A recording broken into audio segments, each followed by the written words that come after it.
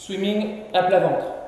Renforcement de la chaîne postérieure, ischio-jambier, l'arrière des cuisses, grand fessier. Là, il sera important d'avoir une maison de force bien installée, puisqu'on ne contracte pas les fessiers pendant les élévations de jambes.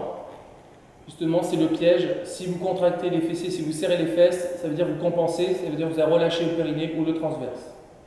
Le placement, ça sera les jambes parallèles, largeur de vos hanches, jambes tendues jusqu'à la pointe des pieds. Les mains seront placées l'une sur l'autre au niveau du front, avec les épaules éloignées des oreilles, les omoplates stabilisées. Il faudra donc bien sûr penser à vos 5 référentiels avant de démarrer votre mouvement. On va voir 2 options. Une option où on alterne jambe droite, jambe gauche.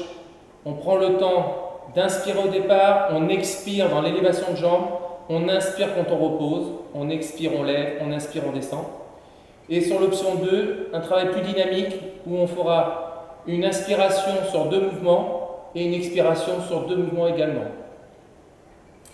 Toujours 2 cycles respiratoires, 5 maximum.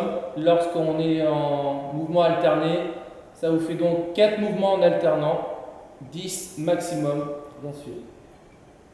Je me place et je vous explique en même temps. Donc, les jambes sont largeur de vos hanches. On pense aux 5 référentiels. Donc là, je serre les fessiers pour engager le bassin en rétroversion. Je relâche le bassin, j'inspire. J'expire par la bouche. J'inspire par le nez quand je relâche les fessiers. Mon bassin est en position neutre. J'engage donc ma maison de force. On retient derrière, devant, sans serrer les fessiers. Fessiers toujours relâchés, décontractés. Engagement du périnée associé avec le transverse. Donc là, je rentre le ventre au maximum, j'engage mes abdos. Vous devez avoir la sensation, mais pas que, le ventre se décolle du sol. Et maintenir toujours cette position et avoir cette sensation tout au long de l'exercice. Je place ma respiration, j'inspire par le nez, j'expire par la bouche, je rentre le ventre de bas en haut. Mes épaules sont stables, éloignées des oreilles, la nuque allongée, le front posé sur mes mains. Concentrez sur votre maison de force, placez votre respiration. Je commence par inspirer, j'expire par la bouche. Élévation de la jambe tendue, j'engage le fessier, mais l'autre est relâché. Je reviens, j'inspire, j'expire, extension de jambe tendue. J'inspire, je descends, j'expire. Les 2 hanches restent bien au sol. Inspirez, expirez. Inspirez, expirez.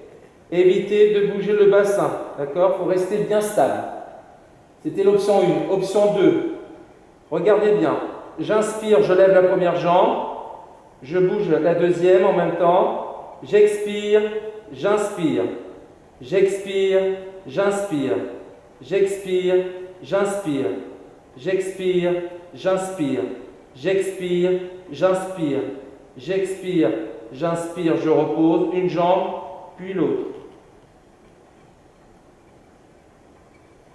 Donc sur l'option 2, vous avez remarqué, on inspire d'un côté, on expire de l'autre. Option 3, où je parlais d'une inspiration sur 2 mouvements et une expiration sur 2 mouvements également. Ça, c'est vraiment quand on maîtrise.